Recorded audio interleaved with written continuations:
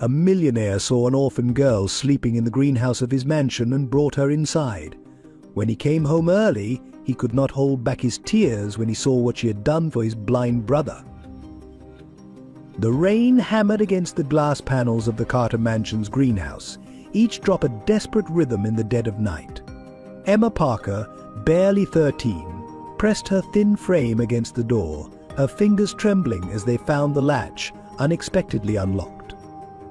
Inside, the air was thick with the scent of roses and earth, a stark contrast to the harsh world she'd fled. Her soaked clothes dripped onto the stone floor as she clutched a weathered photograph to her chest, the only reminder of her mother she had left.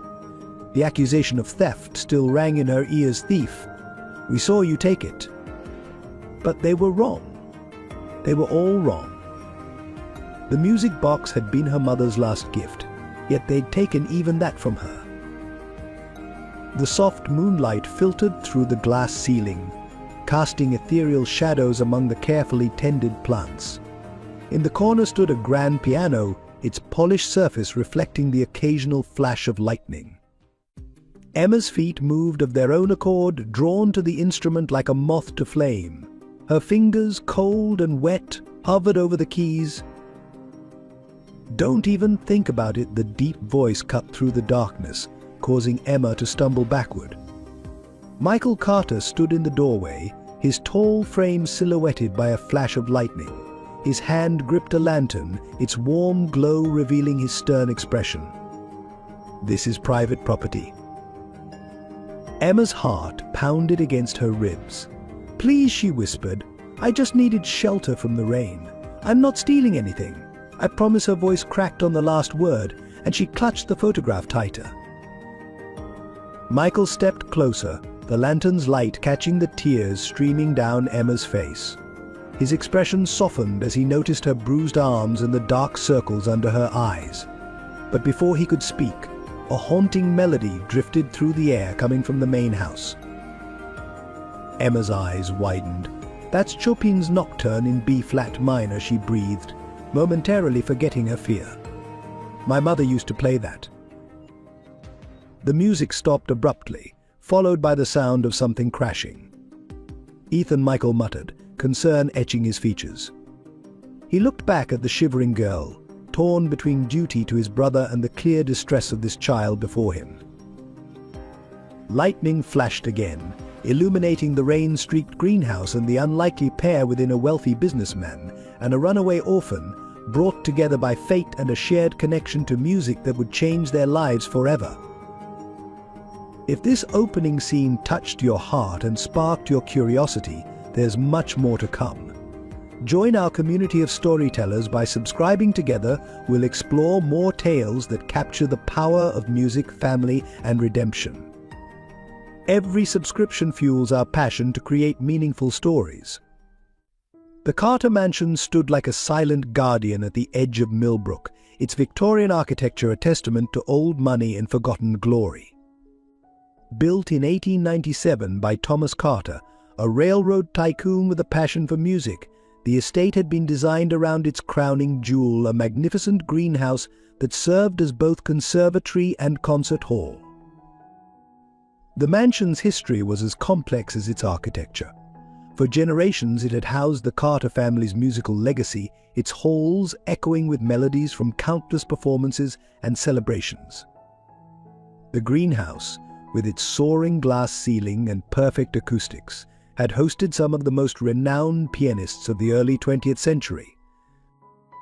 But the past decade had stripped the mansion of its vibrancy. The once bustling halls had grown silent, the grand rooms collected dust, and the greenhouse's splendor dimmed under Martha Bennett's solitary care. The elderly housekeeper remained the only constant in a house that had forgotten how to sing. The change had begun the night of the accident. Ethan Carter, then a celebrated concert pianist following in his family's footsteps, had been driving home from a performance when he swerved to avoid a child who had darted into the road. His car had rolled several times, leaving him blind, and the child, despite his sacrifice, did not survive. The tragedy had shattered more than just Ethan's career, it had broken the mansion's spirit. Michael Carter, the older brother and successful businessman, had tried to maintain some semblance of normalcy. He'd converted part of the mansion into his home office, managing his investment firm while keeping a watchful eye on his increasingly reclusive brother. But even his efforts couldn't prevent the estate from slipping into a grey melancholy. The greenhouse, once the heart of the mansion's musical life, became Ethan's self-imposed prison. He would spend hours there, running his fingers over the keys of the grand piano, playing fragments of melodies that seemed to carry all the pain he couldn't express in words. The beautiful space that had once hosted elegant soirees now witnessed only solitary suffering. Martha watched it all with a heavy heart, maintaining the greenhouse's collection of rare plants more out of duty than joy. She remembered the days when music students would flock to take lessons from Ethan, when the garden parties would spill from the main house into the greenhouse, when laughter and piano music would mingle with the perfume of blooming flowers. The locals whispered about the Carter mansion, creating stories about the reclusive pianist and his protective older brother. Some said the greenhouse was haunted by the spirit of the child Ethan couldn't save. Others claimed to hear phantom piano music late at night, carrying traces of the brilliance that once was. But beyond the gossip and rumors lay a deeper truth: the mansion had become a symbol of interrupted dreams and unfinished symphonies. Its grand rooms held the weight of silence, its corridors echoed with unspoken words, and its greenhouse stood as a glass cage for a man who had lost not just his sight, but his reason for living. It was into this world of suspended grief that Emma Parker would stumble, bringing with her a storm that would shake the very foundations of the Carter legacy. The mansion, like its inhabitants, stood at the precipice of change, waiting for someone to remind it of the music it had forgotten how to play. Before darkness claimed his world, Ethan Carter had been a rising star in classical music. At 35, he had already performed at Carnegie Hall, earned international acclaim, and was known for his emotional interpretations of Chopin and Rachmaninoff. His hands could coax stories from the keys, turning musical notes into living, breathing emotions that left audiences spellbound. Sarah Mitchell, a promising young pianist, had been his most gifted student and eventually the love of his life. Their relationship blossomed over shared passions and dreams, their duets becoming legendary in local music circles.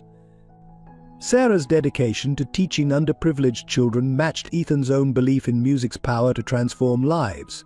Together, they planned to establish a music school for talented children who couldn't afford proper training.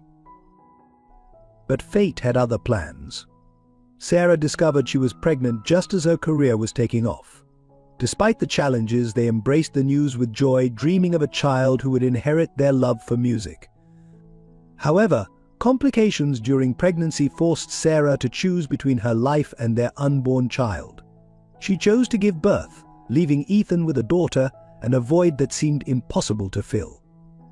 Unable to cope with single parenthood while maintaining his demanding career, Ethan made the heartbreaking decision to place their daughter in adoption, promising himself he would reclaim her when he was more stable. This decision haunted him daily, adding a new depth of emotion to his performances that critics called hauntingly beautiful. The accident happened on a rainy night, much like the one that would later bring Emma to his greenhouse. Driving home from a benefit concert, Ethan spotted a child chasing a ball onto the road. In the split second he had to react, memories of his own daughter flashed through his mind. He swerved violently, his car spinning out of control and rolling several times. When he awoke in the hospital, his world had gone dark. The doctors spoke of severe damage to his optic nerves, but all Ethan could think about was the child. Learning that the boy hadn't survived, despite his sacrifice, sent him into a spiral of depression. The guilt became unbearable. He had failed to save this child just as he had failed his own daughter. The music world mourned the loss of his talent, but Ethan retreated into himself, refusing visitors and eventually moving into the isolated wing of the Carter mansion. His piano became both solace and torment. He could still play from memory, but each note reminded him of what he'd lost. The greenhouse became his sanctuary, its plants providing silent companionship as he grappled with his demons. Michael watched helplessly as his younger brother transformed from a vibrant artist into a bitter recluse. He hired the best specialists, arranged for innovative treatments, but Ethan rejected them all. The once charming musician who had captivated audiences worldwide now communicated only through angry notes demanding to be left alone. Few knew that Ethan spent his sleepless nights searching for news of his daughter through private investigators, though his blindness made him dependent on others to read their reports. Each dead end deepened his depression, convincing him that he deserved this darkness as punishment for abandoning her. Years passed, and Ethan's legend grew in his absence. Music students still spoke of his recordings with reverence, unaware that their idol spent his days in a self-imposed exile, playing fragments of the same pieces that had once made him famous. His grand piano, positioned perfectly in the greenhouse's natural acoustics, became both his anchor to sanity and a reminder of everything he had lost. This was the Ethan that Emma would encounter, a man who had lost not just his sight, but his hope, his music, and his very reason for being. Yet in the cruel irony of fate, this broken man would soon face a truth that would shake the very foundations of his carefully constructed solitude. At St. Catherine's Home for Children, Emma Parker was known as the piano girl, the quiet 13-year-old who would sneak into the chapel after hours to play the old upright piano. Her entire world was contained in a worn photograph of her mother, Sarah Mitchell, seated at a grand piano, and a small music box that played Chopin's Nocturne in B-flat minor. Life at the orphanage hadn't always been harsh. When Emma first arrived at age 8, following her grandmother's death, the nuns had been kind. Sister Mary Grace even arranged for her to practice on the chapel piano, recognizing the raw talent in the grieving child. Those early days were filled with hope, as Emma clung to memories of her mother through music. But everything changed when Rebecca Wells arrived. The new administrator brought strict rules and budget cuts, transforming St. Catherine's from a haven into a cold institution. Music was deemed a waste of time, the chapel was locked after hours, and Emma's practice sessions were terminated. Still, she would find ways to play, her fingers dancing silently on windowsills, keeping her mother's legacy alive. The tragedy began with a missing donation, a valuable brooch belonging to one of the orphanage's wealthy patrons. Rebecca Wells, without evidence, accused Emma, citing her late-night wanderings as proof of suspicious behavior. The other children, eager to curry favor with the administration, joined in the persecution. False stories emerged about Emma stealing small items from other orphans. The music box became the final straw. It was Emma's most precious possession, her only birthday gift from her mother. When another girl claimed it had been stolen from her grandmother, Rebecca Wells didn't hesitate.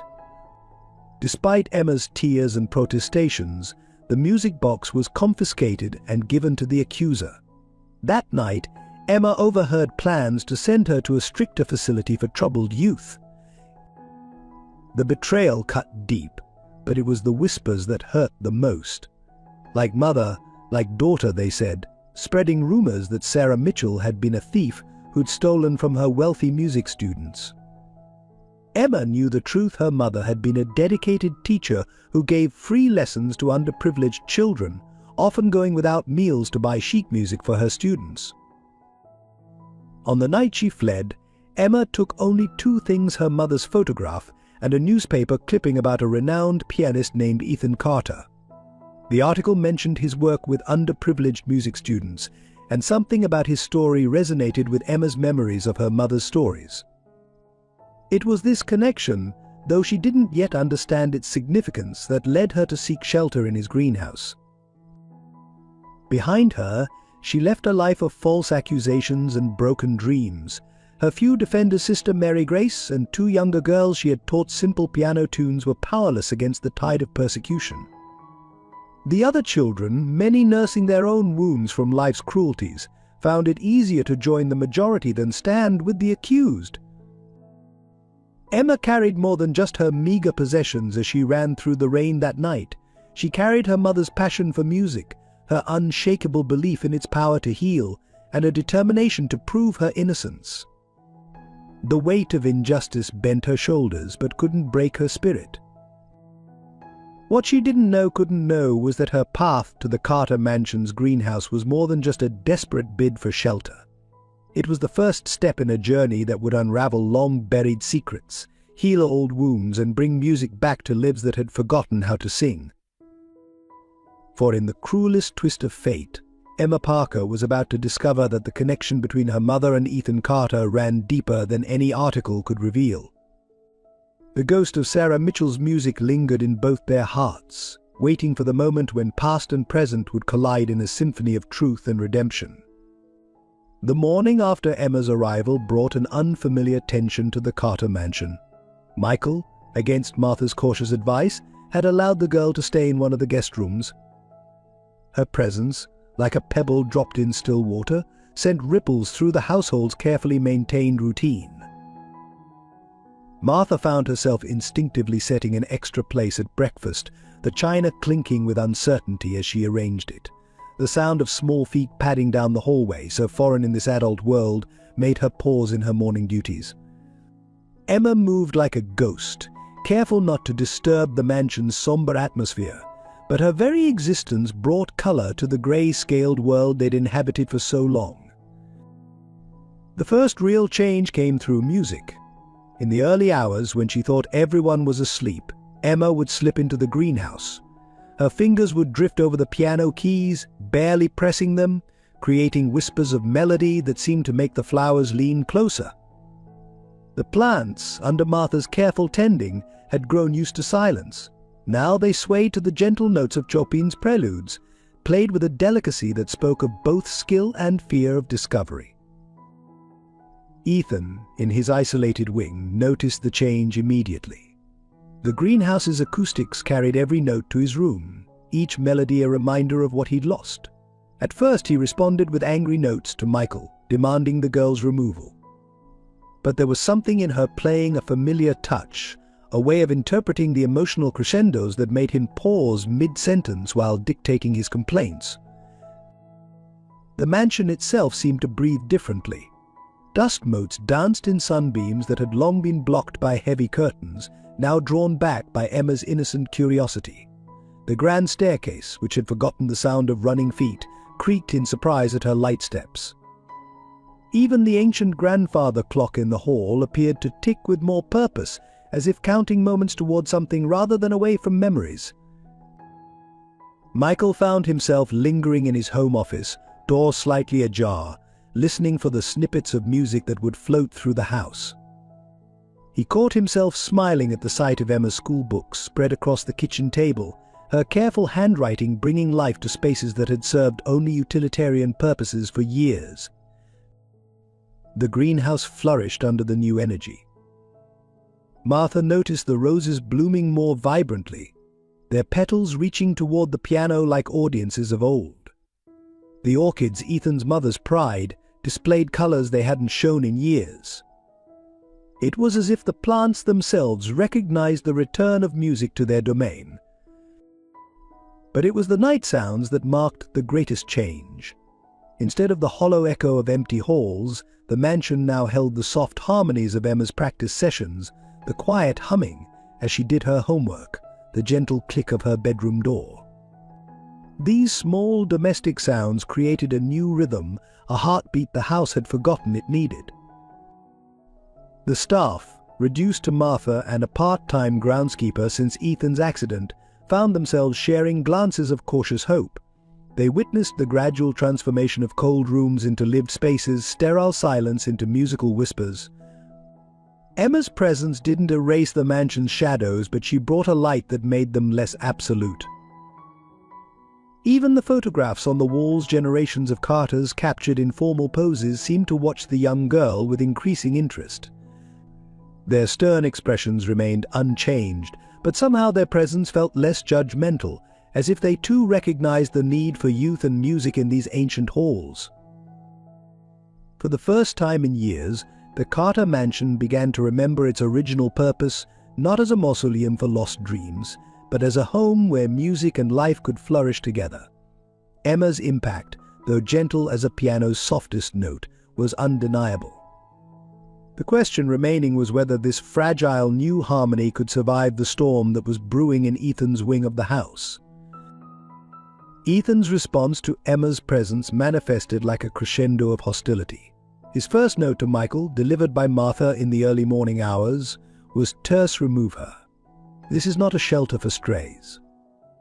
When Michael ignored this demand, the notes became more frequent, their tone increasingly bitter. In the greenhouse, Ethan would deliberately play during Emma's attempted practice sessions, his powerful technique drowning out her tentative melodies. His selections grew progressively darker: Chopin's most turbulent nocturnes, Beethoven's storm movements, Liszt's demonic etudes. It was a musical warfare meant to intimidate and discourage. Martha watched with growing concern as Ethan's behavior became more erratic. He refused meals when Emma was in the house, waited until midnight to venture into the greenhouse, and responded to any mention of the girl with cold, cutting remarks. "This house is not a playground," he would snap. "It's not a place for childish dreams and amateur playing." One morning, Emma found the piano locked. When she asked Martha about it, the housekeeper could only shake her head sadly. "Don't take it personally, child. Mr. Ethan, he's been through more than you know." But Emma had seen the key in Ethan's hand as he passed through the greenhouse the night before, his unseeing eyes somehow finding hers with uncanny accuracy. Michael's attempts at mediation met with fierce resistance. During one particularly heated confrontation, Ethan hurled a vase against the wall. "You don't understand," he shouted, his voice raw with emotion. "Every note she plays, every sound of her existence here, it's like echoes of everything I've lost. I can't bear it, Michael. I won't." The tension peaked when Emma discovered sheet music hidden in the greenhouse original compositions by Ethan, dated before his accident. As she began to play one, a haunting piece filled with longing and hope, Ethan appeared in the doorway, his face contorted with rage. "How dare you touch those?" he thundered. "Those aren't for your amateur hands to butcher." Emma's tearful apology only seemed to fuel his anger. "You think you can just walk in here and claim this space? This was my sanctuary before you invaded it with your presence, your playing. It's a mockery of what this place used to be." His words, sharp as broken glass, cut deep into Emma's already wounded spirit. Martha found Emma later that night, curled up in the kitchen, still clutching the photograph of her mother. "Perhaps I should leave," the girl whispered. "I'm only causing trouble here," but there was something in her voice, a familiar determination that made Martha pause. It was the same tone Sarah Mitchell had used when facing adversity. Ethan's resistance took a physical toll on him. His hands shook more frequently, his playing became erratic, and dark circles formed under his unseeing eyes. Michael noticed his brother losing weight, retreating further into himself. The few times Ethan did speak, his words carried a desperate edge, as if he were fighting not just against Emma's presence, but against something deeper, something he couldn't or wouldn't name. Yet even in his rejection, there were moments of unconscious connection. Late at night, when he thought the house was empty, Ethan would sometimes pause in his playing, head tilted, listening to the faint echoes of Emma's earlier practice sessions. His fingers would find those same melodies, playing them with a gentleness that contradicted his daylight hostility. The greenhouse, caught between two musicians, became a battleground of emotions. During the day, it witnessed Ethan's attempts to reclaim his territory through thunderous playing. At night, it held Emma's quiet determination as she practiced silently, her fingers moving above the keys without pressing them. The plants swayed between these opposing forces, while the grand piano stood silent witness to a conflict that ran deeper than anyone yet understood. The revelation came on a stormy evening, echoing the night of Emma's arrival. Martha was cleaning the greenhouse, dusting the piano's glossy surface, when she discovered an old program tucked between the strings. The paper was yellowed, its edges worn, but the names were still clear: joint recital Ethan Carter and Sarah Mitchell. Her hands trembling, Martha compared the photograph Emma treasured to the program's grainy image. There was no doubt the woman at the piano, smiling beside a younger Ethan, was Emma's mother. The date showed it was from 15 years ago, just before Sarah Mitchell had disappeared from the music scene. Michael found Martha sitting in his office, the program laid carefully on his desk. "Mr. Michael," she whispered, "you need to see this." As he examined the evidence, pieces began falling into place: Sarah's sudden departure, Ethan's intense reaction to Emma's playing, the familiar touch in her interpretation of Chopin. The search through old records revealed more connections.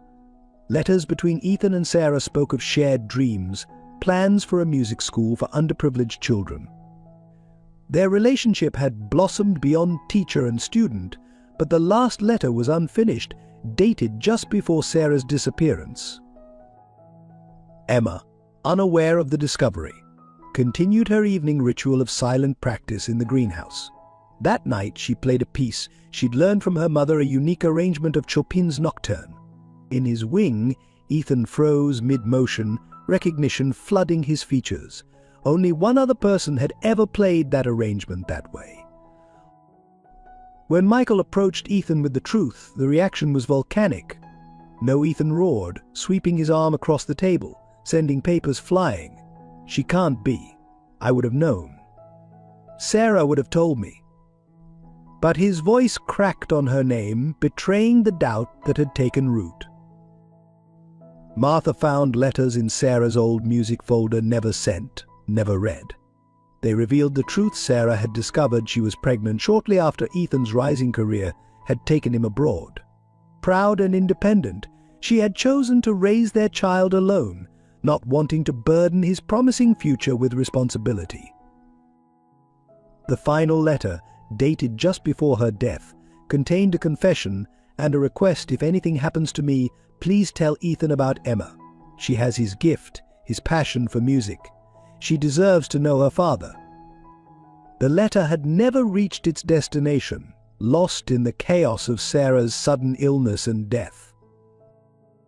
As Michael read the letters aloud, Ethan sat motionless, tears streaming down his face. Every note Emma had played in the greenhouse suddenly took on new meaning. They were echoes of Sarah, yes, but also of himself. His own daughter had been playing his piano, and he had tried to silence her. Emma, still unaware, continued to practice in the greenhouse, her fingers finding the same patterns her father had discovered years ago. The similarity in their playing, once a source of irritation for Ethan, now became unbearable evidence of their connection. Martha watched the impact of this revelation ripple through the household. The photograph of Sarah that Emma cherished now sat beside an old picture of Ethan at the same age, their features matching in ways too precise to deny. The music that had divided them suddenly became proof of their shared blood. Michael struggled with how to reveal the truth. Emma's description of her mother's dedication to teaching underprivileged children, her passion for Chopin, even her habit of humming while she practiced, all were traits she shared with Ethan from before his accident. The truth was written in every note she played. The greenhouse, once Ethan's sanctuary and then his prison, now held a new significance. It was where his daughter had instinctively sought shelter, drawn perhaps by some unconscious recognition. The piano that had witnessed his descent into darkness now held the key to his redemption through the daughter he never knew he had. The morning after the discovery, rain streaked the greenhouse windows like tears. Emma sat at the piano, unaware of the turmoil her existence had caused, playing a piece she'd written herself. The melody carried echoes of Chopin's style, but there was something uniquely her own in the composition, a blend of melancholy and hope that seemed to capture the essence of her journey. Martha stood in the doorway, the weight of knowledge heavy on her shoulders, watching as the girl's fingers danced across the keys. The piece built slowly, like a story being told note by note. It spoke of loss, of searching, of finding home in music when the world offered no shelter. The housekeeper recognized Sarah's influence in the phrasing, but there was something else, something undeniably reminiscent of Ethan's early compositions. Unknown to Emma, Ethan had positioned himself in the connecting corridor, his unseeing eyes closed as he listened. Each note seemed to pierce the walls he'd built around his heart. The composition was raw, unpolished, but carried an emotional truth that he hadn't heard since Sarah. His hands unconsciously moved in sync with the melody, muscle memory recognizing patterns he himself had once taught her mother. The breakthrough came when Emma reached a particularly challenging section. She faltered, the music stuttering to a halt. In the silence that followed, Ethan found himself moving forward, drawn by an instinct stronger than his fear. "The left hand needs to support the melody there," he said quietly, his first words to her that weren't filled with anger. "Try it again, but let your fingers tell the story." Emma froze, startled by his presence, but something in his voice, a gentleness she hadn't heard before, gave her courage. She began again, incorporating his suggestion. The difference was immediate. The melody soared, supported by a foundation that gave it wings. Ethan nodded, moving closer to the piano. Now, in the middle section, he continued, his voice gaining strength. "Think of it as a conversation. The right hand asks a question, the left hand answers." He demonstrated on the lower octaves, his touch still perfect despite his blindness. Emma watched in wonder as his fingers found the keys without hesitation. Together they worked through the piece, teacher and student, father and daughter, though neither yet knew the full truth of their connection. The greenhouse filled with their combined music, the plants seeming to lean in, witnesses to this first moment of harmony. Martha had slipped away, tears in her eyes, to find Michael. When they returned, they found an extraordinary scene. Ethan was seated beside Emma at the piano, guiding her through a complex passage, their hands moving in perfect synchronization. The bitterness that had characterized his features for so long had softened, replaced by an expression of deep concentration. As the sun broke through the clouds, Emma's composition took on new life. What had begun as a solo piece transformed into a duet, Ethan's bass notes providing a framework for her melody. The music spoke of something greater than individual pain. It carried the possibility of healing, of bridges being built over chasms of loss. Michael watched as his brother came alive through teaching, remembering how Ethan had once dreamed of nurturing young talent. Emma absorbed every suggestion with an eagerness that spoke of years of hunger for proper guidance. Their shared passion for music had broken through barriers that words could not touch. The piece ended with a delicate series of arpeggios, like questions left hanging in the air. In the silence that followed, Ethan remained seated beside Emma, his hands still on the keys. "You have a gift," he said finally, his voice rough with emotion. "It would be a shame to let it go to waste." It was more than just a musical breakthrough. It was the first crack in the wall Ethan had built around himself. Emma's simple thank you carried years of longing for acceptance, for understanding. But the greenhouse, which had witnessed so much pain, now held the first notes of what promised to be a new symphony. Martha quietly arranged tea and cookies on a small table nearby, her hands shaking slightly as she witnessed this transformation. The morning light streamed through the glass panels, casting warm patterns across the piano, across the unlikely pair who had found common ground in music's universal language. The days following Emma's breakthrough brought subtle but significant changes to Ethan's behavior. His angry notes to Michael ceased. Instead, he began leaving sheet music on the piano, carefully selected pieces that challenged yet encouraged Emma's growing abilities. Each morning, Martha would find new compositions placed with deliberate care, their pages marked with raised dots that only Ethan could read. In the evenings, his criticism of Emma's playing transformed from harsh dismissals to constructive guidance. "Your timing needs work," he would say, his voice firm but no longer cruel. "Listen to how the phrases should flow." He would demonstrate, his fingers finding the keys with unerring accuracy, muscle memory unchanged by his blindness. The greenhouse became their shared sanctuary. Emma would arrive from school, and Ethan would emerge from his wing, drawn by the sound of her practice. Their sessions grew longer, more intense, filled with technical exercises and discussions of musical interpretation.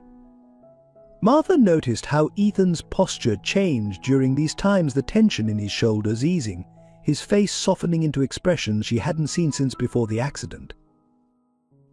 One rainy afternoon, Emma was struggling with a particularly difficult passage of Rachmaninoff. Frustration colored her playing, making her fingers stumble over the complex rhythms. Ethan, listening from his usual spot, did something unprecedented. He laughed. Not mockingly, but with genuine warmth. "You sound exactly like your—" He caught himself, the word mother dying on his lips. Instead, he moved to the piano bench. "Let me show you a trick I learned years ago." The physical barrier between them began to crumble. Ethan no longer flinched when Emma's sleeve brushed his arm during their duets. He allowed her to guide his hand to his teacup, accepting her help with a grace that surprised everyone. Small gestures of trust replaced his former resistance, like winter ice yielding to spring's warmth. Michael observed these changes with cautious hope. He saw how Ethan's face would turn toward the sound of Emma's footsteps, how he would pause in his own playing to listen to her practice. The brother who had rejected all human connection was slowly, unconsciously, forming bonds he couldn't yet acknowledge. Even Ethan's compositions began to change. The dark, turbulent pieces that had characterized his post-accident work gave way to something different. Martha found him one morning, working on a new piece that contained elements of Emma's style, lighter, more hopeful phrases woven through his complex harmonies. When she commented on it, he merely nodded, but his fingers kept returning to those brighter passages. The transformation extended beyond music. Ethan started taking meals in the main dining room, timing his appearance to coincide with Emma's dinner hour. Though he spoke little, he listened intently to her stories about school, about her dreams of becoming a concert pianist. His occasional comments revealed how carefully he was paying attention to every detail she shared. One evening, Emma was playing a piece she'd learned from her mother's old notes. Ethan sat motionless, tears streaming down his face, though Emma couldn't see them from her position at the piano. The melody carried echoes of Sarah's touch, but the interpretation was uniquely Emma's, a bridge between past and present that touched something deep in Ethan's wounded heart. Martha found him later that night in the greenhouse, his fingers tracing the piano's keys without pressing them. "She has Sarah's gift," he whispered, not turning as Martha approached. "But there's something else there too. Something that reminds me of." He couldn't finish the thought, but Martha understood. Emma's playing carried echoes of both her parents, though only 3 people in the house knew this truth. The final evidence of Ethan's change came in the form of a request to Michael. "Find her a proper teacher," he said one evening. "Someone who can take her further than I can. She needs every opportunity to develop her talent." The admission of his limitations, spoken without bitterness, showed how far he had come from the man who had tried to silence Emma's music. Yet beneath this gradual thaw, a storm was brewing. Each day brought Ethan closer to a truth he wasn't prepared to face. Every note Emma played was a reminder of Sarah, of choices made and paths not taken. His growing attachment to her carried an unconscious recognition that both thrilled and terrified him. The question wasn't if the truth would emerge, but when and whether the fragile piece they'd built could survive its revelation. Michael Carter sat in his study late one night, surrounded by documents that would change multiple lives. Adoption papers lay spread across his mahogany desk, their legal terminology stark against the warm lamplight. The decision had been building for weeks, crystallizing each time he watched Emma and Ethan at the piano, each time he saw the mansion coming back to life. The catalyst had come that morning. Emma's school had called. There was an issue with her temporary guardian status. The orphanage was demanding her return, citing unauthorized absence. Rebecca Wells had filed a formal complaint, painting Emma as a troubled runaway who had stolen valuable items before her departure. The accusations were clearly false, but they carried the weight of institutional authority. Martha had found Michael staring at Sarah's photograph, lost in thought. "Mr. Michael," she said softly, "that child belongs here." We all know it. Her words echoed what his heart had been telling him since the night Emma first played in their greenhouse. The mansion needed her as much as she needed a home. The legal challenges were substantial. As a single man with a demanding career and a complicated home situation, he wasn't the ideal candidate for adoption. His lawyers advised against it, citing potential complications with his business reputation. The presence of his blind, reclusive brother could be seen as an unstable environment for a child. Yet Michael couldn't forget Emma's face when she played the piano, the way she had brought light back into their shadowed halls. He thought of her careful consideration for Ethan, how she adapted her practice schedule to his moods, her intuitive understanding of when to push and when to retreat. She had unconsciously begun healing wounds that had festered for years. The financial implications were the least of his concerns. His wealth could provide Emma with every opportunity: the best music teachers, top schools, a future secure from want. But it was the intangible gifts she had already brought to their home that convinced him: the return of music, the softening of Ethan's bitterness, the warmth that had begun to pervade their once cold halls. Late that evening, he called Emma into his study. She entered hesitantly, her small frame tense with the fear of rejection she had known too often. Michael gestured to the chair across from his desk, trying to project calm despite his own nervousness. "Emma," he began, "I need to ask you something important." He explained the situation with the orphanage, watching as shadows of fear crossed her face. But before they could take root, he continued, "I would like to adopt you, to make this your permanent home, legally and in every other way." The silence that followed was profound. Emma's hands twisted in her lap, tears filling her eyes. "But why?" she whispered. "I'm just a stranger who broke into your greenhouse. I've caused so much trouble with Mr. Ethan, and your life was peaceful before." Michael moved around the desk, kneeling beside her chair. "You haven't caused trouble, Emma. You've brought music back to a house that had forgotten how to sing. You've given Ethan a reason to teach again. You've made this place feel like a home." He paused, choosing his words carefully. "I would be honored to be your father." The tears spilled over then, years of longing for family breaking through Emma's careful composure. She launched herself into Michael's arms, sobbing out her acceptance. Martha, watching from the doorway, quietly wiped her own eyes before slipping away to prepare Emma's favorite cookies. The next morning, Michael began the formal adoption process. His lawyers were instructed to expedite everything, to fight any opposition from the orphanage. He hired investigators to disprove the theft accusations, determined to clear Emma's name completely. The most delicate task was informing Ethan. Michael found his brother in the greenhouse, working on a new composition. "I'm adopting Emma," he said simply, waiting for the explosion of protest. Instead, Ethan's fingers stilled on the keys. "Good," he said quietly. "She needs stability to develop her talent properly." That simple acceptance was the final confirmation Michael needed. He threw himself into the adoption preparations with the same intensity he brought to his business dealings. Emma's room was renovated, transformed from a guest space into a teenager's haven, complete with a digital piano for late-night practice. Martha helped Emma select new clothes, books, and school supplies, each purchase a step toward permanence. The girl's tentative joy at these simple possessions spoke volumes about her past deprivation. She treated each new item with reverent care, still half afraid it might be taken away.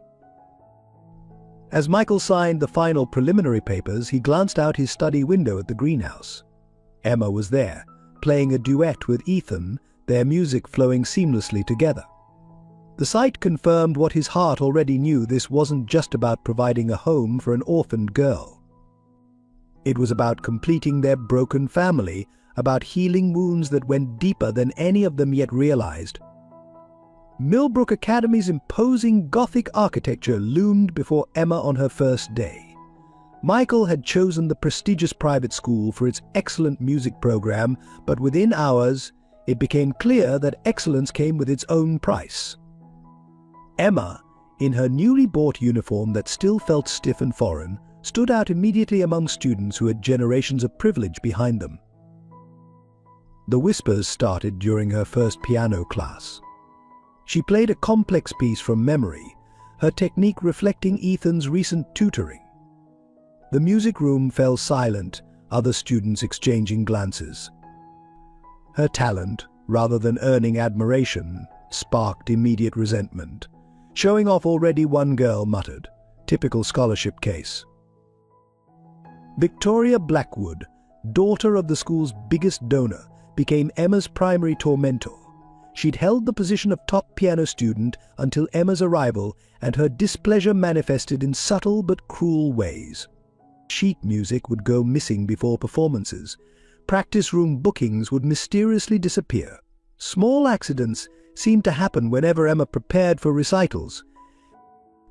The truth about Emma's past leaked somehow, probably through the school administration. Soon whispered rumors circulated about the thief from St. Catherine's. Victoria made sure everyone knew about the accusations, embellishing the story with each telling. "I heard she stole jewelry from the nuns" became a common corridor whisper.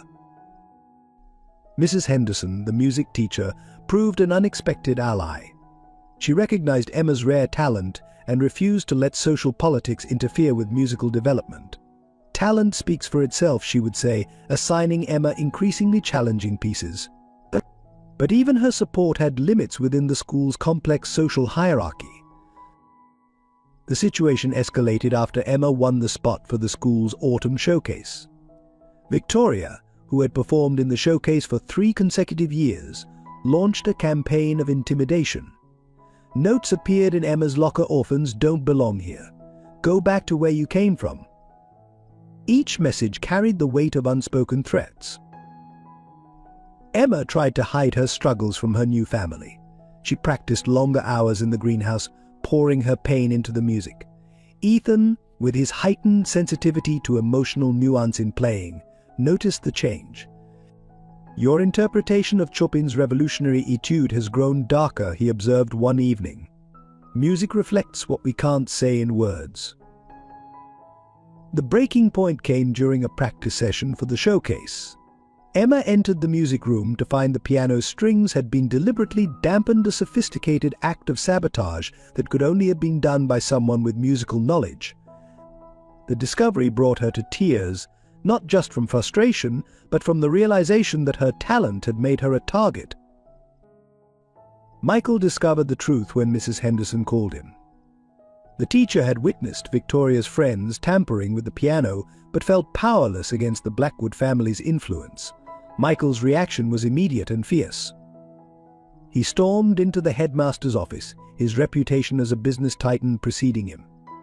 "My daughter deserves better than this," he declared, the word daughter ringing with protective fury. The school board called an emergency meeting. Victoria's father argued that Emma's background made her unsuitable for Millbrook standards. Michael countered by offering to fund a new performing arts center with the condition that admission be based solely on merit. The tension between old money and new values played out in the oak-paneled boardroom. Emma, waiting outside, heard raised voices but couldn't make out the words. Martha had come to sit with her, bringing tea in a thermos and quiet words of encouragement. Sometimes, the housekeeper said, "we must face storms to prove we're strong enough to weather them." When Michael emerged, his expression was grim but satisfied. The school would institute new anti-bullying policies. The showcase would proceed as planned. Victoria would face disciplinary action. But the deeper victory was in Emma's realization that she had someone fighting in her corner, a father who would champion her cause. The following days brought a subtle shift in the school's atmosphere. Victoria's supporters, seeing their leader's power diminish, began to distance themselves. Other students, impressed by Emma's resilience, offered tentative friendship. The practice rooms were suddenly available. The sheet music remained unmolested. Emma channeled everything into preparing for the showcase. Her chosen piece, Rachmaninoff's Piano Concerto No. 2, was ambitious even for advanced students. She practiced with renewed determination, Ethan's guidance helping her infuse the technical brilliance with emotional depth born of recent struggles. The experience changed Emma in unexpected ways. Her playing gained an edge of maturity, a depth that came from confronting adversity. She began to understand that her background, both the pain and the triumph, gave her music something that privilege alone could never provide. Dr. Sarah Thompson sat in the Carter Mansion's library, her expression carefully neutral as she reviewed Ethan's latest test results. The renowned ophthalmologist had been monitoring his case for years, but recent developments had brought a new possibility. "There's a procedure," she explained to Michael, experimental, but showing promising results in similar cases. The medical files spread across the antique desk told a complex story. Ethan's blindness, caused by trauma rather than degenerative disease, had created unique patterns of damage to his optic nerves. Recent advances in neurosurgery, combined with stem cell therapy, offered a small window of hope, but with significant risks. "The success rate is only 30%, Dr. Thompson continued, her voice measured, and there's a 20% chance the procedure could worsen his condition, possibly affecting other neural functions." She paused, letting the statistics sink in, including his ability to play piano. The possibility of losing music entirely struck terror into Ethan's heart. When Michael relayed the information, his brother's hands trembled over the piano keys. "Music is all I have left," he whispered, to risk that the unfinished sentence hung in the air like an unresolved chord. Emma, who had been practicing in the greenhouse, overheard the discussion. She slipped away quietly, but that evening, her playing carried a different quality, a gentle determination that seemed to speak directly to Ethan's fears. The melody she chose, one of his own compositions from before the accident, filled the house with memories of what had been lost and what might be regained. Dr. Thompson recommended they visit her clinic in Boston for detailed evaluations. The journey itself became a challenge. Ethan hadn't left the mansion grounds since his accident. His anxiety manifested in sharp comments and sudden mood swings. Yet when Emma offered to play his favorite pieces on her tablet during the drive, his tension noticeably eased. The clinic's tests were exhaustive. Brain scans, nerve response measurements, countless examinations that left Ethan physically and emotionally drained. Through it all, Emma stayed nearby, her presence a quiet reminder of why he was considering this risk. She would practice finger exercises silently, the soft tapping of her fingers against the waiting room chairs a familiar rhythm in unfamiliar surroundings. The final consultation brought both hope and heightened anxiety. Dr. Thompson's team had identified Ethan as an ideal candidate for the procedure, but the time window for optimal results was narrow. "We need to operate within the next month," she explained. "The nerve regeneration patterns are optimal now." Martha, who had accompanied them to Boston, watched Ethan wrestle with the decision. Sometimes she told him gently, "Courage isn't about being fearless. It's about being afraid and moving forward anyway." Her words carried the weight of years spent watching him hide from life.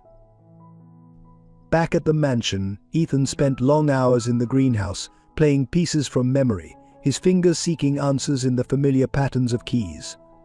Emma would sit quietly listening, understanding that his music now spoke of fear, hope, and the terrible space between decisions.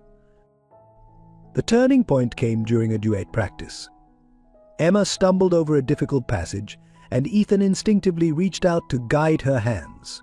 "I wish I could see your progress," he said softly. "I wish I could watch you grow as a musician." In that moment, the decision crystallized not just for himself, but for the chance to be fully present in Emma's musical journey. Michael arranged everything with military precision, the best surgical team, a private recovery room, contingency plans for every possible outcome. But he couldn't plan for the emotional toll of waiting, of watching his brother face the possibility of either salvation or deeper darkness. The night before they were to leave for Boston, Ethan requested a private moment with Emma. "If something goes wrong," he began, his voice rough with emotion, "promise me you'll keep playing. The music, it needs to live on, even if I can't be the one to teach you anymore." Emma's response came through music, a piece she had composed specially for him, weaving themes from his own works with new melodies that spoke of hope and renewal.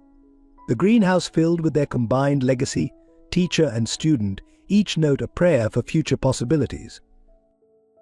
Dr. Thompson's final warning was stark: "Once we begin, there's no turning back." The next few hours will determine everything. She looked at Ethan intently. "Are you absolutely certain this is what you want?" Ethan's response was quiet but firm. "Music helped me survive in darkness. But now I want to see the light again. I want to see the music being born." His hands, which had been his only connection to the world of light, lay still in his lap, ready to risk everything for the chance to regain what was lost. In the days leading up to Ethan's surgery, the Carter mansion witnessed a profound transformation in its family dynamics. The evening rituals evolved organically. Emma would practice until dinner, Michael would return from work early to join them, and Ethan would offer musical guidance that increasingly felt like fatherly advice. Martha observed these changes with quiet satisfaction, noting how their meals had shifted from silent affairs to warm family gatherings. The greenhouse, once Ethan's solitary refuge, became the heart of their growing connection. Emma began leaving small gifts for him: a smooth stone that felt like a piano key, a dried rose that carried the memory of summer performances, handwritten notes in clumsy braille that she'd learned secretly.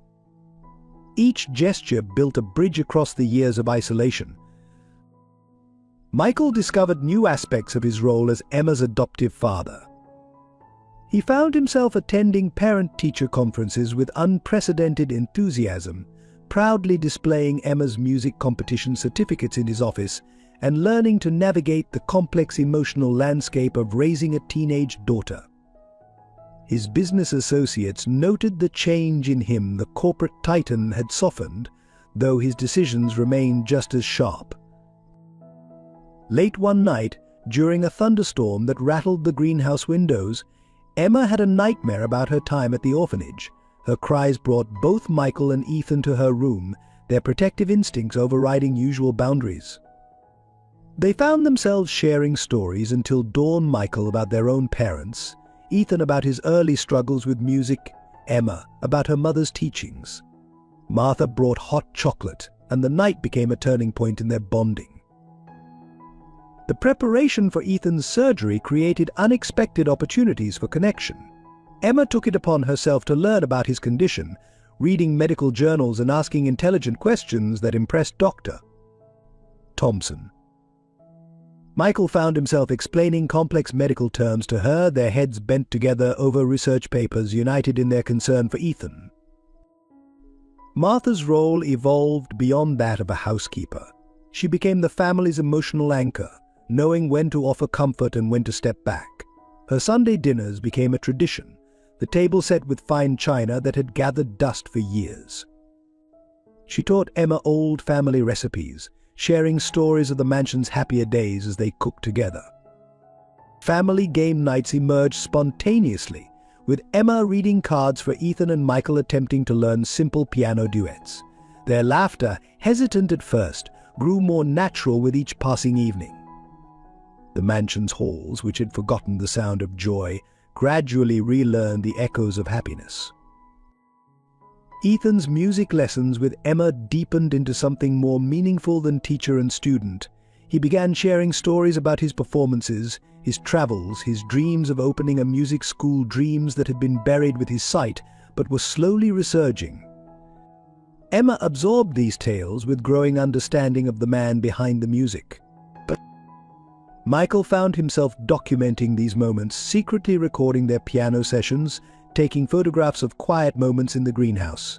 He created a family album, their first, filling it with images of their unconventional but growing bond. The empty frames that had lined the mansion's walls for years began to display new memories. The approach of autumn brought college preparation discussions. Emma's musical talent had caught the attention of several prestigious conservatories, and Michael threw himself into researching programs. Ethan, despite his anxiety about the upcoming surgery, contributed his knowledge of different music schools, his pride in Emma's potential evident in every recommendation. Their weekends developed a comfortable rhythm. Saturday mornings began with Emma practicing while Michael read the newspaper and Ethan offered occasional musical commentary. Afternoons might find them in the garden, Emma describing the changing colors to Ethan while Michael and Martha worked on restoration projects for the greenhouse. Even the mansion itself seemed to respond to the strengthening family bonds. Rooms that had been closed for years were opened and refreshed. The library became a favorite evening gathering spot, with Emma doing homework while Michael handled business calls and Ethan listened to musical recordings. Martha would bring tea and cookies, lingering longer each time as the distinction between staff and family gently blurred. Through it all, music remained their common language, whether it was Emma and Ethan working on a challenging piece, Michael humming along to their practice sessions, or Martha singing old lullabies as she worked. The mansion had rediscovered its voice. The approaching surgery cast a shadow over their happiness, but it also strengthened their determination to face whatever came as a united family. The morning of Ethan's surgery dawned with an unsettling stillness. The Carter mansion's greenhouse stood empty, its piano silent for the first time in months. In Boston's Metropolitan Hospital, the family gathered in a private waiting room, each lost in their own thoughts, as Ethan was prepared for the procedure. Dr. Thompson's final briefing was methodical but carried undertones of concern. The procedure will take approximately 6 hours, she explained. We'll be monitoring neural responses throughout. If we detect any adverse reactions, especially in the areas controlling fine motor skills, we'll need to make immediate decisions. Emma sat at a small keyboard the hospital had provided, her fingers moving soundlessly over the keys, practicing the piece she'd composed for Ethan's recovery. Michael noticed how her shoulders tensed each time medical staff entered the room, how her eyes searched their faces for any hint of news. The first 3 hours passed in tense silence. Martha kept busy arranging and rearranging the items they'd brought: fresh clothes, Ethan's favorite recordings, the smooth stone Emma had given him for luck. Michael paced, his usual corporate composure cracking with each passing hour. Then came the first complication. Dr. Thompson emerged from the operating room, her surgical mask pulled down, her expression grave. We're encountering unexpected inflammation around the optic nerve, she reported. The pressure is higher than we anticipated, and it's affecting nearby neural pathways. The technical terms washed over them, but the concern in her voice was clear. They needed to make a decision: proceed with the original plan and risk permanent damage to Ethan's motor functions, or halt the procedure, leaving him not only blind but with the knowledge that their one chance had failed. Emma's fingers stopped their silent practice. His music, she whispered. If he loses that too, she couldn't finish the thought. Michael pulled her close, feeling her shoulders shake with suppressed sobs. Martha stood by the window, her prayers a quiet murmur in the sterile hospital air. The decision fell to Michael as next of kin. Dr. Thompson needed an answer within minutes. The longer they waited, the greater the risks either way. He thought of Ethan at the piano, of the passion that had survived even in darkness, of the connection he'd formed with Emma through teaching. "What would your surgical team do if this was their family member?" Michael asked, his voice rough with emotion. "Doctor." Thompson's answer was measured but direct. "We'd proceed. The inflammation pattern suggests the pressure might decrease once we complete this phase, but I have to be clear, there are no guarantees." Michael signed the consent form, his signature unusually shaky. As Dr. Thompson returned to the operating room, Emma began to play softly on the keyboard Chopin's Nocturne in B-flat minor, the piece that had first connected her to the Carter family. The next 2 hours brought more complications. Ethan's blood pressure dropped dangerously low. The neural monitoring showed erratic patterns. Each update from the surgical team carried the weight of potential tragedy. Martha's prayers grew more fervent, her rosary beads clicking softly in counterpoint to Emma's continued playing. Near the 5-hour mark, alarms began blaring from the operating room. Medical staff rushed past the waiting area, their urgent movements a blur of surgical greens. Dr. Thompson's voice could be heard calling for emergency medications. The family stood frozen, united in their helplessness. Emma's playing faltered, then stopped entirely. She turned to Michael, her face pale. "I can't lose another father," she said, the word father slipping out unconsciously. "Not when I've just found him." The revelation hung in the air, unacknowledged but profound. The crisis peaked as the 6th hour approached. Ethan's heart had developed an irregular rhythm, compromising blood flow to his brain. The surgical team worked frantically to stabilize him while completing the delicate neural procedures. Every minute brought new challenges, new decisions, new risks. In the waiting room, Michael held Emma as she finally broke down, her tears soaking his expensive suit. Martha maintained her vigil by the window, watching the sun set over Boston's skyline. The city lights began to twinkle, each one a reminder of the vision they were fighting to restore. Dr. Thompson appeared again, looking exhausted but focused. "We're entering the final phase," she said. "The next 30 minutes will determine everything. I need you to understand, even if we succeed in restoring some vision, the trauma of these complications might have affected his ability to play. We won't know until he recovers consciousness."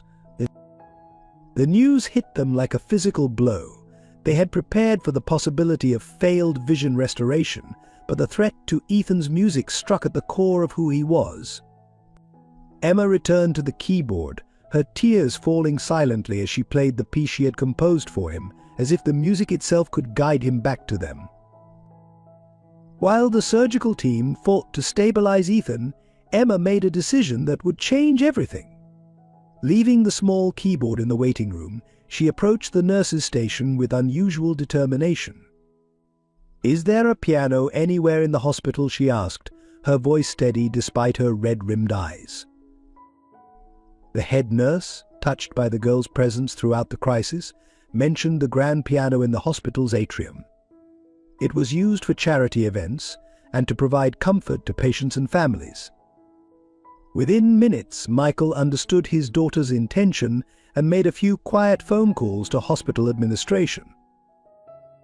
Permission was granted and Emma set up in the atrium directly below the surgical floor.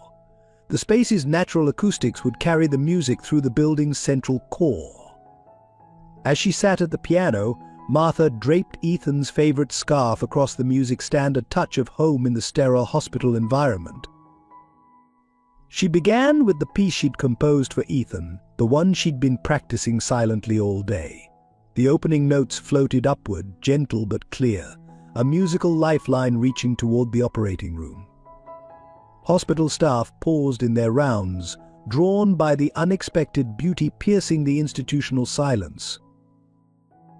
As she played, Emma wove together themes from her life with Ethan, fragments of the pieces they'd practiced together, echoes of his pre-accident compositions, melodies that spoke of their shared journey. The music told their story, two lost souls who had found each other through the universal language of piano. Patients emerged from their rooms, wheeled out by nurses or family members. The atrium slowly filled with people, drawn by the raw emotion in the performance. Emma played on, oblivious to her growing audience, focused only on sending her message upward to where Ethan lay fighting for more than just his sight. In the operating room, Dr. Thompson noticed a subtle change in Ethan's vital signs. The erratic patterns began to stabilize, his heart rhythm steadying as the familiar music reached him even through sedation. The surgical team worked with renewed focus, the piano providing a steady soundtrack to their efforts. Emma transitioned into Chopin's Nocturne in B-flat minor, the piece that had first revealed her presence in the greenhouse. Her interpretation had matured in the months since, shaped by Ethan's teaching and her own growing emotional depth. The performance spoke of hope, of family, of love that transcends darkness. Michael stood at the atrium's railing, watching his daughter pour her heart into the music. He saw in her playing all the strength she'd developed since coming to them, no longer the frightened girl seeking shelter, but a young woman fighting for her family with the weapons she knew best: dedication and music. Hospital staff began spreading the word about the young pianist in the atrium. Others joined the audience, doctors on break, families from other floors, maintenance workers pausing in their rounds.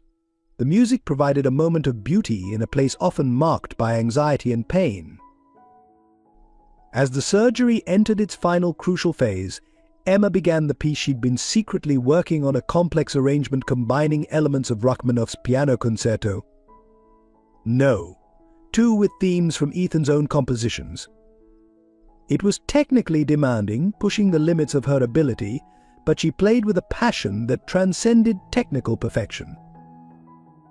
Martha noticed people wiping away tears, moved by the obvious emotion in the performance. The atrium had become a sanctuary, the music a shared prayer for the unknown patient 7 floors above. Some listeners closed their eyes, others held hands with strangers, all connected by the universal language flowing from Emma's fingers. In the operating room, Dr. Thompson worked through the final delicate procedures as the music drifted up. The surgical team moved in perfect synchronization, as if choreographed by the piano's rhythm. Ethan's vital signs remained stable, his body seemingly responding to the familiar melodies. Emma lost all sense of time as she played, her repertoire flowing from one piece to another. She played everything she and Ethan had worked on together, each note carrying memories of their lessons, his guidance, their growing bond.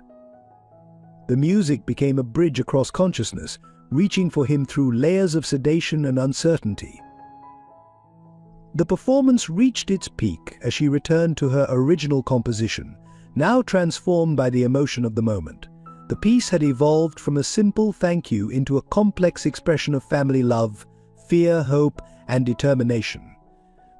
The atrium fell completely silent except for the piano, every listener held captive by the story being told through music. As the final notes faded, Emma remained at the piano, her hands resting on the keys. The audience sat motionless, reluctant to break the spell. Then, from somewhere in the gathered crowd, a single person began to applaud. The applause spread, building into a wave of support and appreciation that filled the atrium and echoed upward. The story of Emma's performance spread through the hospital like wildfire. By midnight, social media was buzzing with videos taken by staff and visitors. Local news stations picked up the story young pianist plays for hours during father's surgery. The word father caught Michael's attention. Somehow, the truth had emerged naturally, recognized by strangers before their own family had fully acknowledged it. Dr. Thompson emerged from surgery near dawn, exhausted but smiling. The music, she said, it helped. His vital signs stabilized every time we could hear the piano. I've never seen anything quite like it. She explained that while the procedure was complete, the next 24 hours would be critical. The hospital administration, moved by the previous night's events, arranged for the grand piano to be moved closer to Ethan's recovery room. Emma's vigil continued there, her playing softer now but no less meaningful. Hospital staff began timing their rounds to pass by during her performances, drawing strength from the music that filled the otherwise silent corridors. News of the Carter family's situation reached Millbrook Academy. Victoria Blackwood, watching the viral videos of Emma playing, felt the first stirrings of shame. She organized her fellow students, and soon the school's entire music department was planning a benefit concert in support of their classmate's family. And the local music community rallied as well. Former students of Ethan's, scattered across the country, began sharing stories online of his impact on their lives. Some traveled to Boston, bringing instruments to join Emma's musical vigil. The hospital corridor became an impromptu concert hall filled with chamber music played by musicians whose careers Ethan had helped shape. Michael watched in amazement as support poured in from unexpected sources. His business competitors sent encouraging messages. The orphanage board, faced with public attention, launched an investigation into Emma's mistreatment. Rebecca Wells, the administrator who had accused Emma of theft, resigned under pressure. Martha coordinated everything from her post near Ethan's room, organizing the growing stream of well-wishers and musicians. She witnessed how music was healing not just Ethan, but everyone it touched. Patients from other floors requested to be wheeled past during performances. Medical staff reported improved recovery rates on the entire floor. As dawn broke on the second day, Emma was playing softly when she noticed Ethan's fingers moving slightly, conducting along with her music. Dr. Thompson observed this response with cautious optimism. The neural pathways controlling fine motor skills appear to be intact, she noted. It's a promising sign. The revelation of Ethan's true relationship to Emma became public when a journalist discovered old concert programs featuring both Ethan and Sarah Mitchell. The story captured public imagination, a renowned pianist discovering his long-lost daughter through music, their connection surviving even through his blindness. Rather than shy away from the publicity, Michael decided to embrace it for a greater purpose. He announced the establishment of the Sarah Mitchell Foundation for Musical Education, designed to provide opportunities for talented young musicians from disadvantaged backgrounds. The announcement triggered a wave of donations from across the music world. Victoria Blackwood's father, moved by the story and his daughter's change of heart, became one of the first major donors. The foundation's first project would be the renovation of St. Catherine's Home for Children, transforming it into a space where music could flourish. Emma continued playing through it all, drawing strength from the community that had formed around her family. Her repertoire expanded to include pieces requested by other patients, their families, and the growing number of musicians who came to support them. Each performance seemed to bring Ethan closer to consciousness. The most touching moment came when one of Ethan's former students, now a renowned composer, premiered a piece written specifically for the occasion. The composition incorporated themes from Ethan's own works, Sarah's favorite pieces, and Emma's recent performances. But as the music filled the hospital corridor, those present felt they were witnessing the healing power of art in its purest form. Dr. Thompson's team monitored Ethan's responses carefully, noting how his brain activity increased during certain pieces. The medical staff began timing their procedures to coincide with the music, finding that his body responded better during these moments. The discovery led to discussions about incorporating music therapy more formally into recovery programs. By the third day, the impromptu musical gathering had evolved into something larger than anyone expected. Musicians from the Boston Symphony Orchestra performed in shifts. Music students from local conservatories volunteered to play. The hospital corridor became a testament to the universal language of music and its power to unite strangers in hope. The initial elation of Ethan surviving the surgery gave way to a harrowing period of recovery.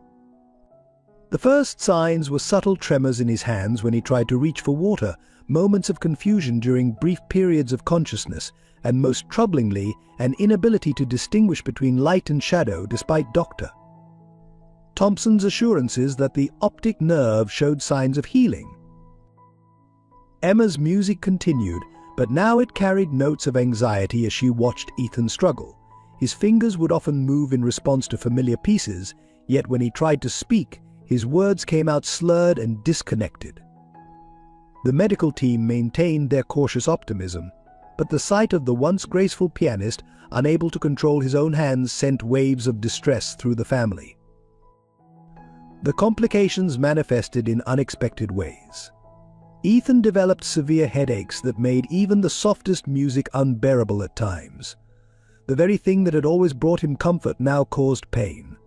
And Emma was forced to stop playing, and the silence that fell over his hospital room seemed to mock their hopes for recovery. Michael noticed changes in his brother's personality, flashes of anger, moments of deep depression, and most worryingly, periods where Ethan seemed to retreat completely into himself. The doctors explained these as normal post-surgery responses, but to those who knew him, it was clear that Ethan was battling demons far darker than physical pain. Late one night, during a moment of clarity, Ethan confessed his deepest fear to Martha. "What if this was a mistake?" he whispered. "I had learned to live without sight, but if I can't play anymore." The words trailed off, but the implication was clear: he would rather remain blind than lose his connection to music. The physical therapy sessions became battlegrounds of frustration. Ethan's hands, once capable of the most delicate musical phrases, now struggled with basic exercises. Each failed attempt to control his fingers sent him deeper into despair. The therapist remained encouraging, but progress was agonizingly slow. Emma watched these sessions from the doorway, her heart breaking as she saw her teacher, her father, fight against his own body. She tried to encourage him by describing new musical pieces she was learning, but his response was often a bitter smile and turned head. The connection they had built through music seemed to be fraying. Dr. Thompson's updates became more guarded. While the surgery itself had been successful in repairing the optic nerve damage, the complications had created new challenges. The inflammation was taking longer to subside than expected, and there were concerns about potential long-term effects on his motor skills. The hospital room began to feel like a prison.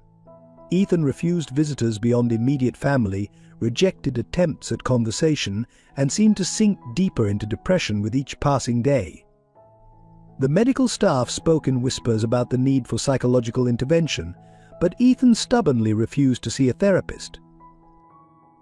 Martha found him one morning, tears streaming down his face as he tried repeatedly to pick up a spoon, his hands shaking uncontrollably.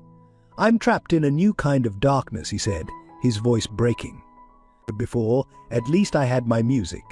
Now what am I?" Michael watched helplessly as his brother withdrew further into himself. The strong-willed musician who had fought through years of blindness was disappearing before their eyes, replaced by a man who seemed to have lost not just his sight and coordination, but his very will to recover. Emma's attempts to reach him through their shared love of music met with increasing resistance. "Please," he would say, his voice harsh with pain. "No more music. I can't bear to hear what I might never play again." Each rejection felt like a physical blow to Emma, who had come to depend on music as their primary means of communication. The fragile peace of Ethan's recovery was shattered when Rebecca Wells, the former administrator of St. Catherine's, reappeared with renewed accusations. She had seen the media coverage of Emma's hospital performances and, facing professional ruin, after her forced resignation, decided to launch a vindictive counterattack. Local newspapers picked up the story. Former orphanage administrator questions prodigies past the articles, dredged up the old theft allegations, now embellished with claims about Emma's manipulation of the wealthy Carter family. Rebecca Wells painted a picture of a calculating young girl who had orchestrated her own adoption through deception. The timing couldn't have been worse. Victoria Blackwood's father, who had pledged substantial support to the Sarah Mitchell Foundation, began to waver. Other donors expressed concerns. The scandal threatened not just Emma's reputation, but the entire foundation's future and the planned renovation of St. Catherine's. Emma faced whispers and stares during her hospital visits. Some staff members who had been moved by her performances days earlier now regarded her with suspicion. The pressure became so intense that she began having panic attacks, her hands shaking too much to play the piano that had been her solace. The situation escalated when several former orphanage staff members, seeking to protect their own positions, corroborated Wells's stories. They produced documentation later proved to be falsified, suggesting a pattern of manipulative behavior. The media seized upon these details, turning Emma's vigil at her father's bedside into something sinister. Michael faced questions about his judgment in adopting Emma. Business associates suggested that the scandal might affect his company's reputation. Even some board members of the Sarah Mitchell Foundation began to distance themselves, concerned about the controversy's impact on their own standing in the community. Martha discovered Emma one evening, trying to pack her belongings secretly. "I'm making everything worse," the girl sobbed. "Maybe if I leave, the foundation can continue its work. Those children at St. Catherine's shouldn't suffer because of me." The housekeeper held her close, feeling the tremors of suppressed tears. The most painful blow came when media outlets began investigating Sarah Mitchell's past, suggesting that Emma's mother had been involved in financial irregularities at the music school where she taught. These baseless allegations threatened to tarnish not just Emma's reputation, but her mother's memory as well. Victoria Blackwood, in an unexpected turn, became one of Emma's strongest defenders. Having witnessed firsthand Emma's genuine talent and character, she spoke out against the accusations. Her stance created a rift with her father, but inspired other students to rally around their classmate. The hospital administration, pressured by concerned donors, suggested that Emma's presence might be disruptive to other patients. The piano was removed from the recovery floor, ostensibly for renovations. The message was clear: the girl who had brought music and hope to countless patients was no longer welcome. Ethan, still struggling with his own recovery, became aware of the situation through fragments of overheard conversations. His initial reaction was withdrawal, the added stress seemingly pushing him further into depression. But something about the attacks on Emma's character and her mother's memory began to stir his protective instincts. As Emma's world crumbled around her, she maintained one ritual, sitting silently by Ethan's bedside each evening, her fingers moving in practiced patterns above her lap, playing invisible melodies that she could no longer share aloud.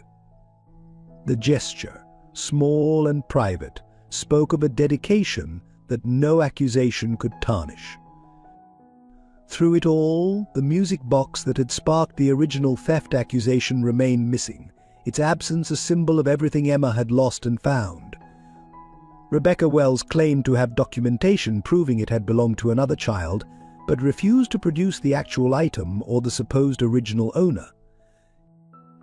The crisis reached a breaking point when Wells announced her intention to file a formal complaint with Child Services, challenging the legitimacy of Emma's adoption. The threat struck at the heart of the family bonds that had formed over the past months, threatening to legally separate Emma from both her newfound father and the man she had just discovered was her biological parent. The culmination of physical struggles and Emma's crisis pushed Ethan into a darkness deeper than his original blindness. He began refusing all visitors, including Emma and Michael, communicating only through Martha when absolutely necessary.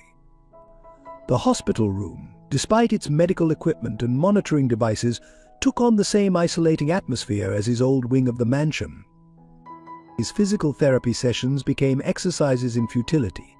Rather than engage with the therapist's encouragement, Ethan would sit motionless, his hands resting uselessly in his lap. The doctors noted a dangerous pattern. His withdrawal wasn't just emotional, his vital signs were deteriorating, as if his body were following his mind's retreat from life. The breaking point came during a routine neurological assessment. When asked to attempt a simple piano finger exercise, Ethan exploded in frustration, sweeping medical instruments off the bedside table. "Don't you understand?" he shouted at the startled medical team. "I'm not just failing myself anymore. I'm failing her. I can't be the father she needs. I can't even defend her." Martha found him later that night, tears streaming down his face as he attempted to play air piano, his fingers trembling and uncoordinated. "I should have recognized her sooner," he whispered. "I should have known Sarah's touch in her playing. Now I might never see her face, never play with her again, and she's fighting battles I'm too weak to help her with." Dr. Thompson grew increasingly concerned about the correlation between his emotional state and physical recovery. The inflammation around his optic nerve, which had been showing signs of improvement, began to worsen again. His body's healing seemed directly tied to his will to recover, which was rapidly fading. Michael attempted to bridge the gap between brother and daughter, bringing recordings of Emma's performances to Ethan's room. But Ethan would turn his face to the wall, his voice harsh with self-loathing. "Take it away. I don't deserve to hear it. I abandoned her mother, failed to protect her, and now I can't even offer her the one thing we shared: music." The hospital's psychiatric team recommended immediate intervention, warning of severe depression that could compromise his entire recovery. But Ethan refused medication, rejected counseling, and retreated further into himself. His only interaction became the daily updates from Martha about Emma's situation, each new challenge reported adding to his burden of perceived failure. Emma, despite her own struggles with the accusations against her, tried desperately to reach him. She would sit outside his room, playing finger exercises silently on the windowsill, hoping he would sense her presence. But Ethan remained unresponsive, the gulf between them widening with each passing day. The physical symptoms of his depression manifested in alarming ways. His blood pressure became erratic, his sleep patterns disturbed. The tremors in his hands worsened, and he began experiencing severe headaches that the doctors couldn't fully explain. It was as if his body were manifesting the chaos in his mind.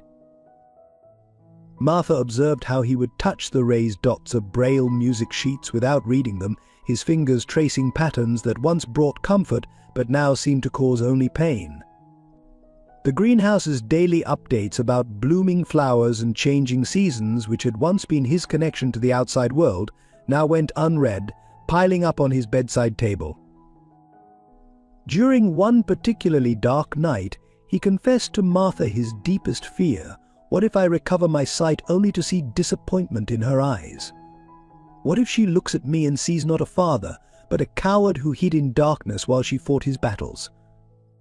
The words came between sobs that shook his entire frame. The medical team began discussing the possibility of moving him to a specialized facility for depression treatment. Dr. Thompson argued that his physical recovery was being severely compromised by his emotional state. But the suggestion of another move, another change, seemed to push Ethan even further into withdrawal. Michael found himself fighting battles on two fronts, protecting Emma from her accusers while watching his brother slip away into a depression that seemed as impenetrable as his former physical blindness.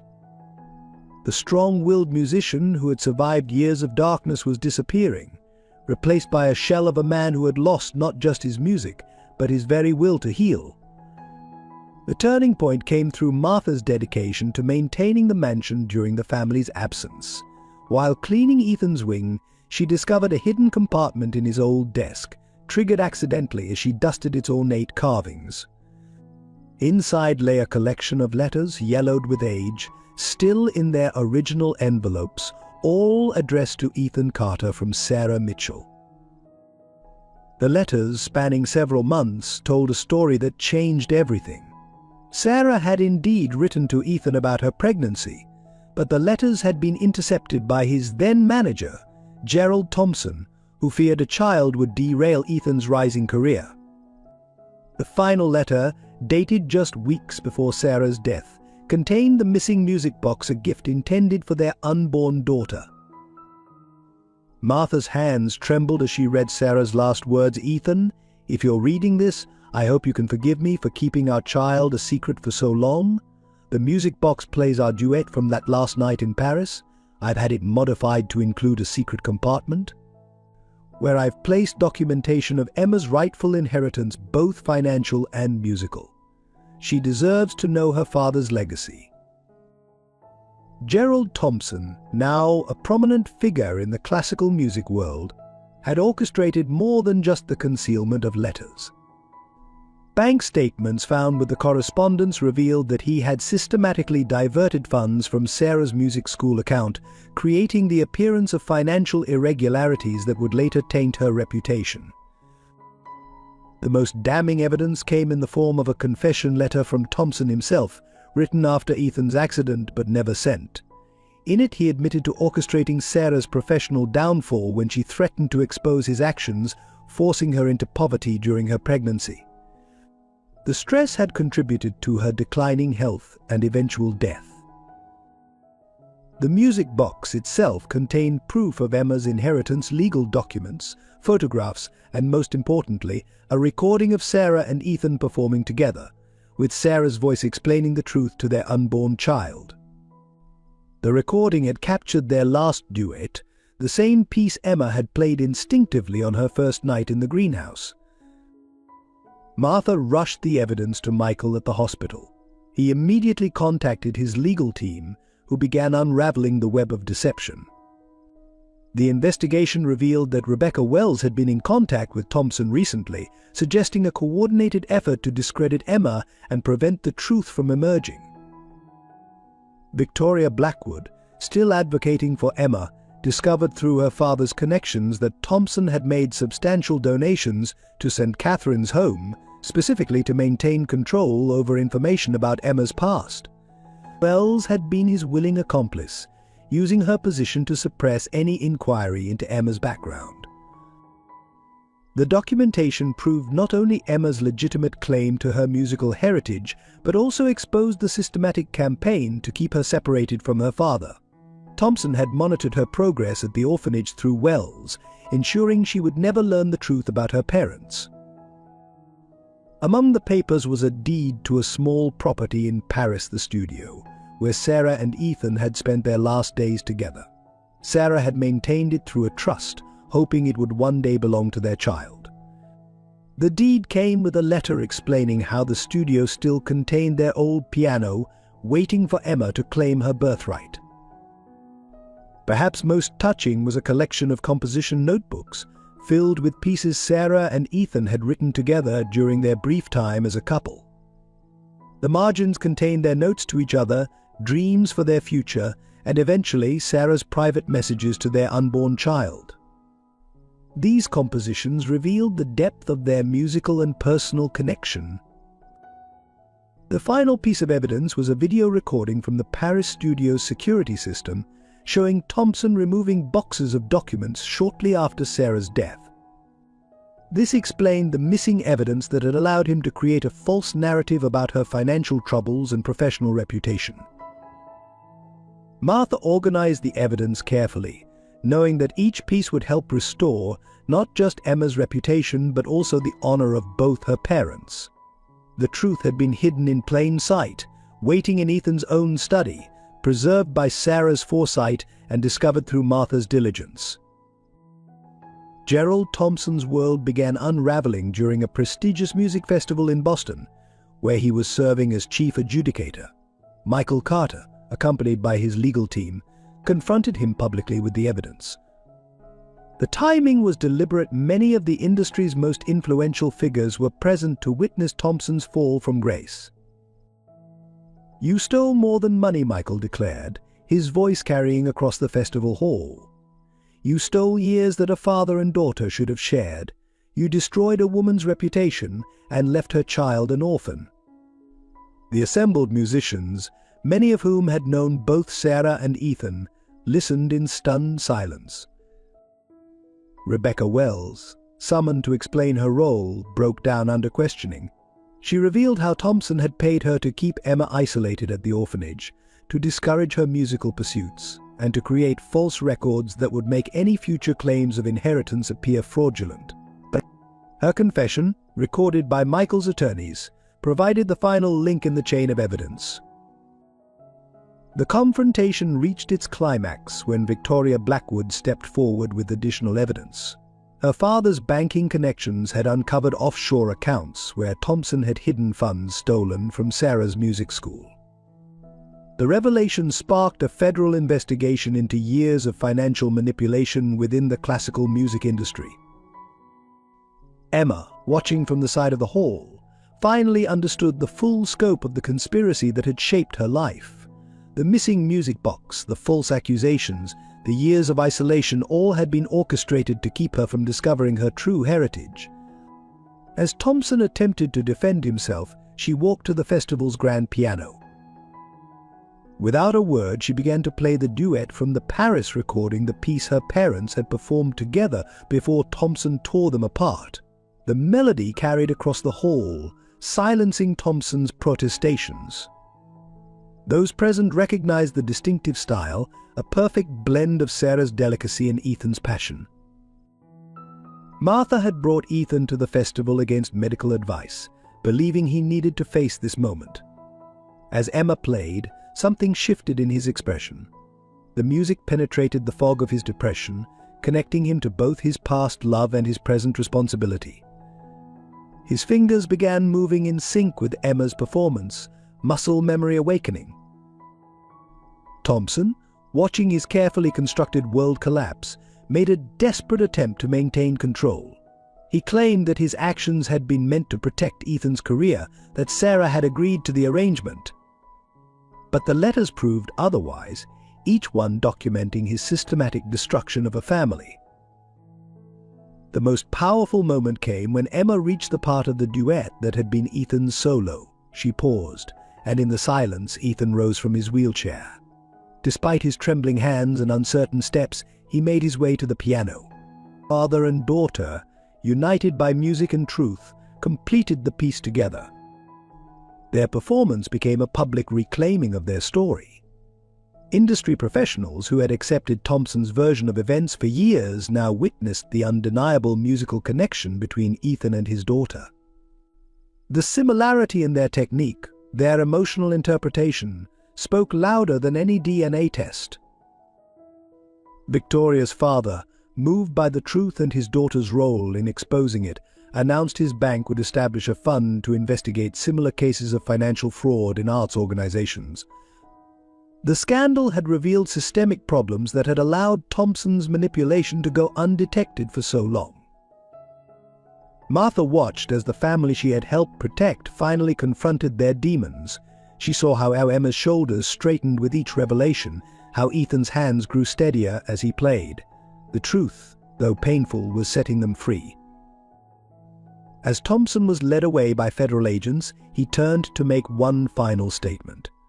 But Emma's music drowned out his words, her playing now strong and confident, no longer the hesitant notes of an orphan seeking belonging.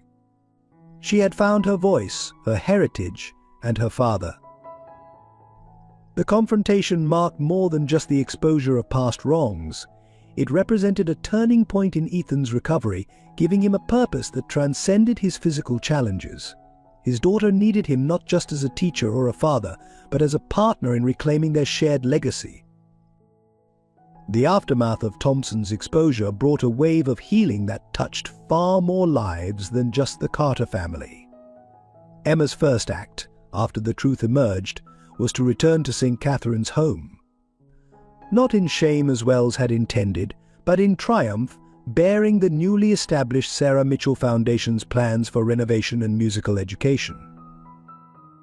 The children who had once shunned her gathered in the old chapel, where Emma played her mother's compositions on the same upright piano that had been her only comfort during darker days.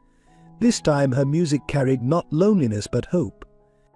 She announced scholarships for every child who showed musical interest, turning her personal victory into an opportunity for others.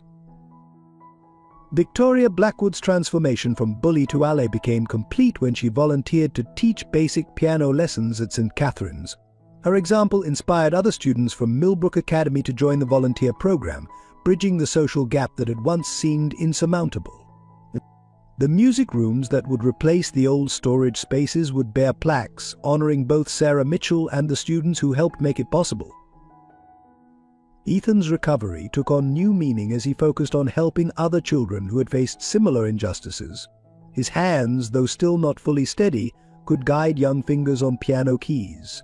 Each small success in teaching became a step in his own healing. The tremors decreased as his confidence grew, his body responding to the renewed sense of purpose. Martha discovered a new role as keeper of the family's story. She organized Sarah's letters, music sheets, and photographs into an archive that would inspire future generations.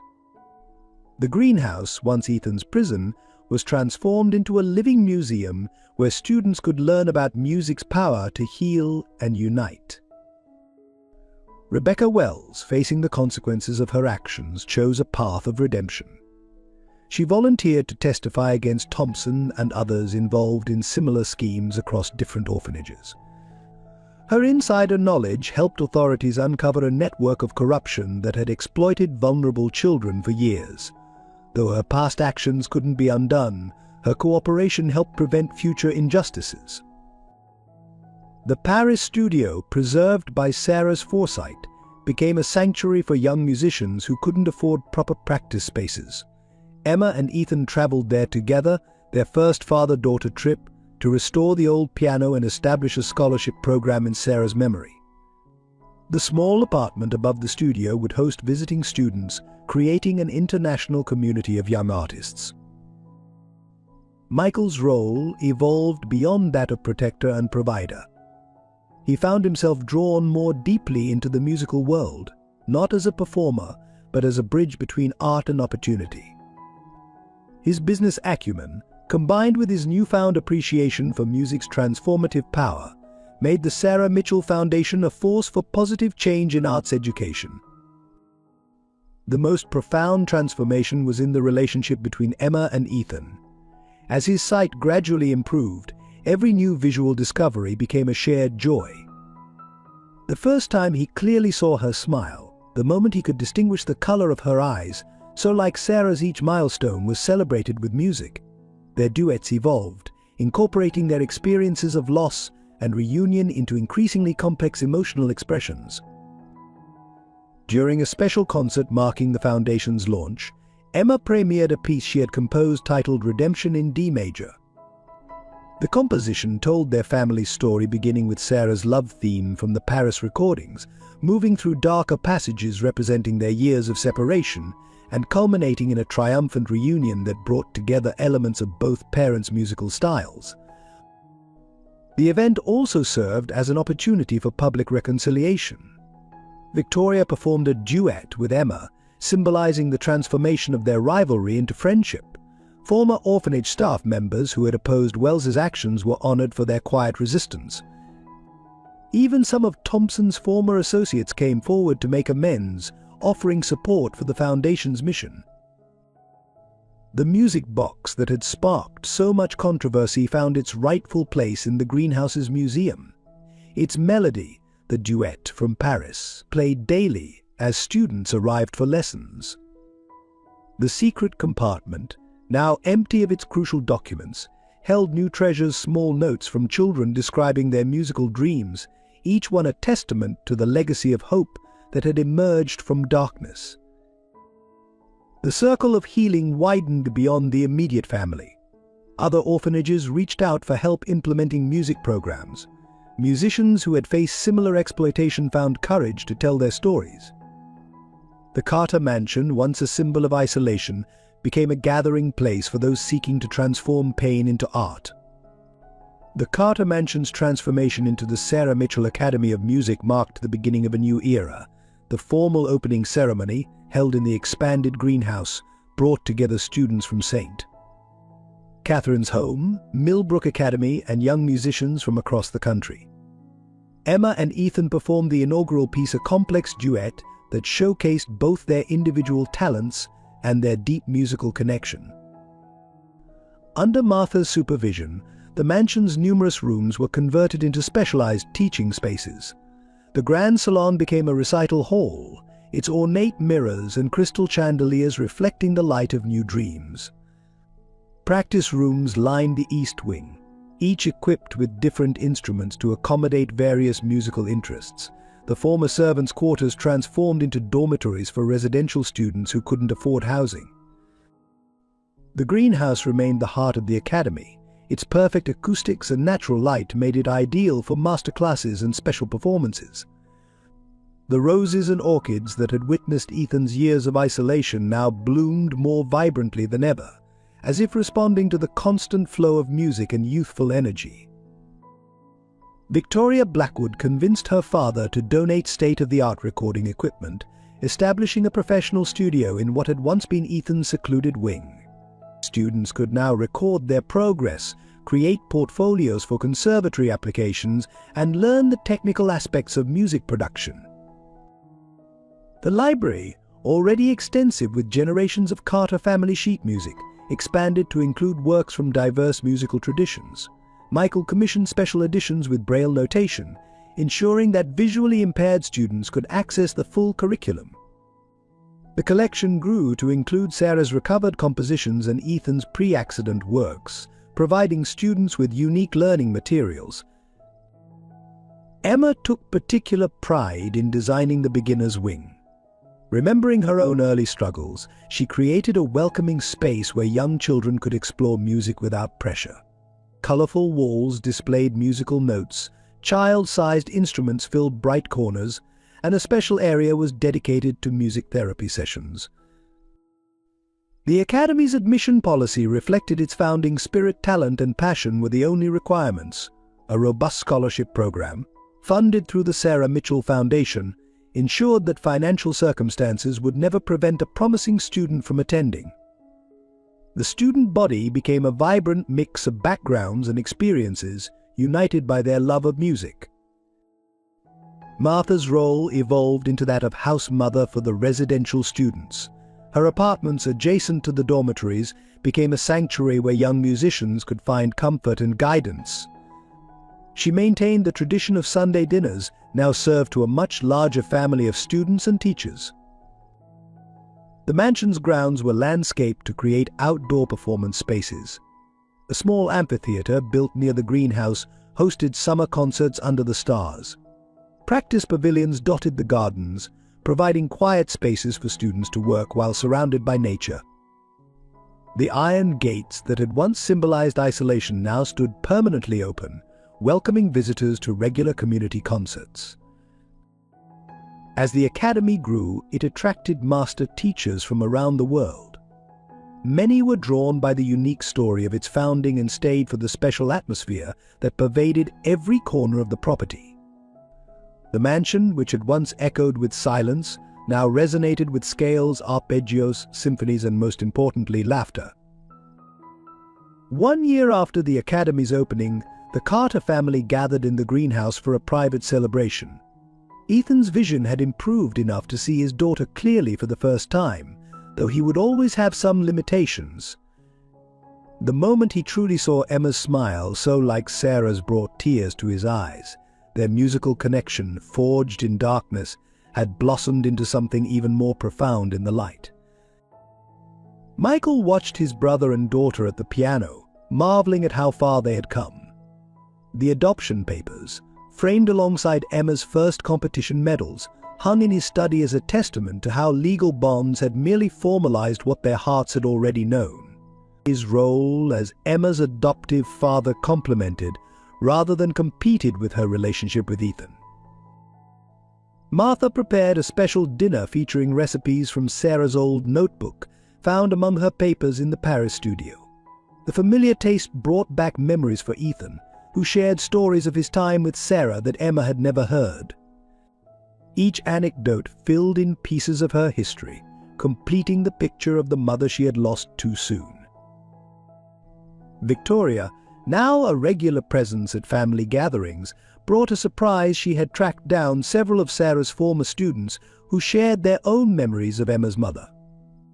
Their stories painted a picture of a passionate teacher who had passed on her love of music to countless students, just as Emma was doing now. The healing extended beyond the immediate family. Students from St. Catherine's Home, many now studying at the Academy, joined the celebration. They performed a piece composed collectively, each contributor adding their own voice to a symphony of redemption. The music spoke of pain transformed into purpose, isolation into community. Ethan and Emma premiered a new duet they had composed together, incorporating themes from Sarah's Paris recordings with their own experiences of loss and reunion. The piece moved through darkness into light, reflecting their journey from strangers to family. Their playing, once a means of communication when words failed, had evolved into a celebration of their bond. The greenhouse, decorated with fairy lights and filled with blooming flowers, no longer felt like a sanctuary of solitude. It had become the heart of a growing family that extended far beyond blood relations. Students, teachers, and supporters had created a community bound together by music and shared purpose. Michael unveiled a new addition to the Academy, a scholarship specifically for parent-child musical partnerships. Inspired by Ethan and Emma's story, it would support families seeking to heal through shared musical education. The announcement brought fresh tears to Ethan's eyes, understanding how their personal journey would help others. As evening fell, the family gathered around the piano one last time. Emma began playing the nocturne that had first revealed her presence in the greenhouse. Ethan joined in, their music weaving together in perfect harmony. Martha and Michael watched, their own hearts full, as father and daughter created something beautiful from the pieces of their broken past. 5 years after the Academy's founding, Emma stood on the stage at Carnegie Hall, preparing for her debut performance. In the audience, Ethan sat between Michael and Martha, his partially restored vision allowing him to witness his daughter's triumph. The program featured a special piece, a 3-part composition representing their family's journey, co-written by father and daughter. The Sarah Mitchell Academy had grown beyond anyone's expectations. Its graduates were performing in prestigious venues worldwide, many returning to teach and inspire new generations. The model of inclusive music education had been replicated in cities across the globe, each new school carrying forward the legacy of healing through music. The original greenhouse, where their story began, became a pilgrimage site for young musicians facing their own challenges. Its walls now displayed photographs chronicling the family's journey from Emma's first night seeking shelter to her Carnegie Hall debut. The piano where she and Ethan had first connected remained in its place of honor, still used for special performances. Victoria Blackwood had transformed her father's business empire into a major supporter of arts education, establishing similar programs in underprivileged communities. Her friendship with Emma proved that even the deepest prejudices could be overcome through understanding and shared passion. The annual Sarah Mitchell Festival, hosted at the Mansion, brought together musicians from around the world. Each year, a special performance honored students who had overcome significant obstacles to pursue their musical dreams. The festival always closed with Emma and Ethan performing the nocturne that had first united them. Martha, though officially retired, continued to maintain her apartments near the student dormitories. Her Sunday dinners became legendary, a tradition that new students eagerly anticipated. Her walls were covered with photographs of her children, the hundreds of young musicians who had found their way through the Academy's gates. Michael's business acumen had helped establish endowments ensuring the Academy's future, but his greatest satisfaction came from watching the family he had helped build flourish. His role as Emma's adoptive father complemented Ethan's biological connection, creating a unique bond that strengthened them all. As Emma took her final bow at Carnegie Hall, she glimpsed her mother's photograph displayed prominently on the piano. Sarah's dream of bringing music to those who needed it most had been realized beyond imagination. The legacy of love, perseverance, and healing through music would continue to touch lives for generations to come. If this story of music, family, and redemption touched your heart, we'd love to hear your thoughts in the comments below. Share your own experiences of healing through art and music. Support our team's dedication to bringing you meaningful stories by subscribing to our channel, and help us reach more people by sharing this video with friends and family. Every like, comment, and share encourages us to continue creating content that celebrates the transformative power of love and determination.